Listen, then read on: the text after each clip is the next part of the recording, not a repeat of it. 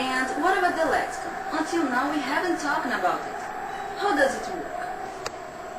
This whole and huge lexicon works as a big and complex network. Inside a lexicon, we have what could be considered, and in fact it's called a lexical field, words or lexemes that belong to a particular area of the human knowledge, like cooking, sailing, and etc. Relations are much more common between words of the same area of the knowledge.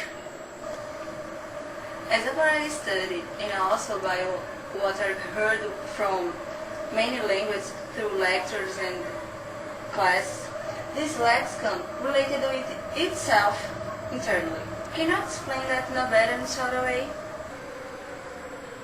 We have many internal relationships within this lexicon, right? Yes, sure.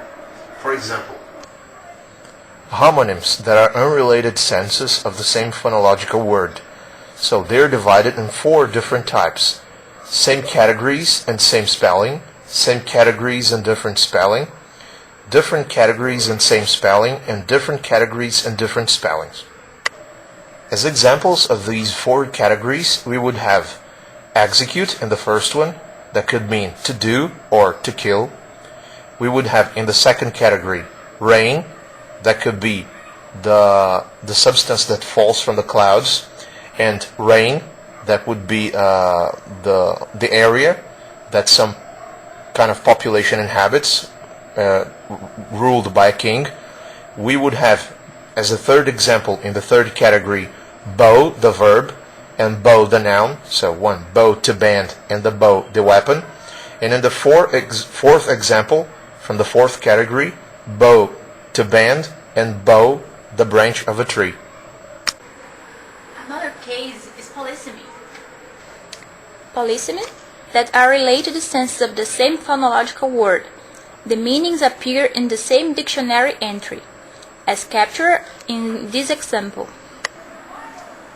Synonym is a case where words have different pronunciation and spelling, but have the same or similar meanings. For example, buy and purchase, sick and ill, freedom and liberty. Many aspects must be taken into account when considering words as synonymous or not, since the synonyms might be used in different registers, may belong to different dialects, or might even have different connotations within different contexts. The regionalism, the use, and the formality are other aspects that might influence. And also, we mustn't forget antonyms. We can divide them in 5 groups. The first group would be simple antonyms, where a term, positive or negative, implies the existence of a counterpart, also positive or negative, depending on the choice that we have made for the first one. This way, they're called complementary pairs. For example, mortal and immortal, male and female. The second group would be gradable antonyms, where a term, positive or negative, doesn't necessarily imply the existence of a counterpart, also positive or negative, depending on the choice that we've made for the first one. For example, long and short, smart and dumb.